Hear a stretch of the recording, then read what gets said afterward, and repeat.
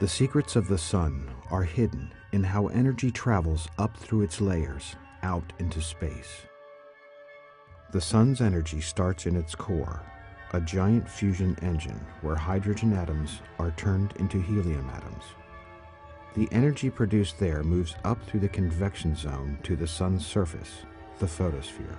Moving magnetic fields contribute extra energy along the way.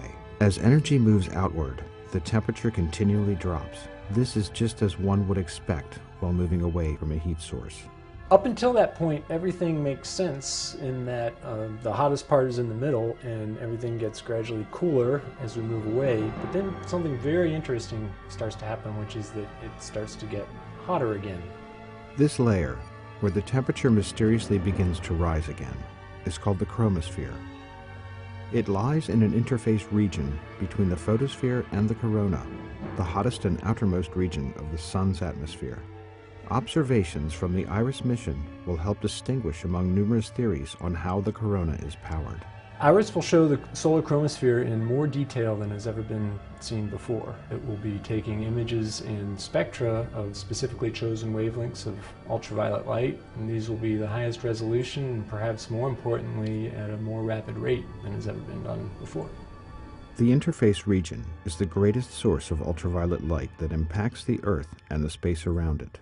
Only a specifically designed spacecraft can image the wavelengths of light needed to study the chromosphere. Advanced computer modeling will enable scientists to interpret the data and better understand how the energy moves through the chromosphere.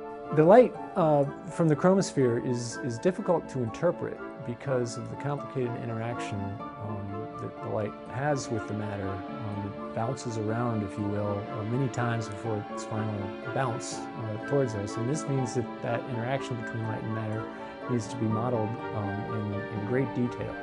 Due to not just advances in computational power of computers, but in the computational techniques that have been developed by the IRIS team, we are in a position to do this.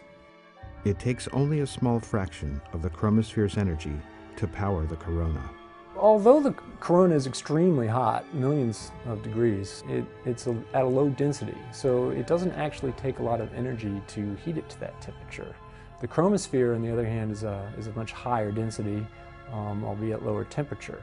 And there's much more energy deposited in the chromosphere than the corona. So that a tiny fraction of that energy in the chromosphere escaping into the corona is plenty to power all of the processes that we see, from heating to such extreme temperatures to driving the solar wind that fills the whole solar system, impacting all the planets, including our own.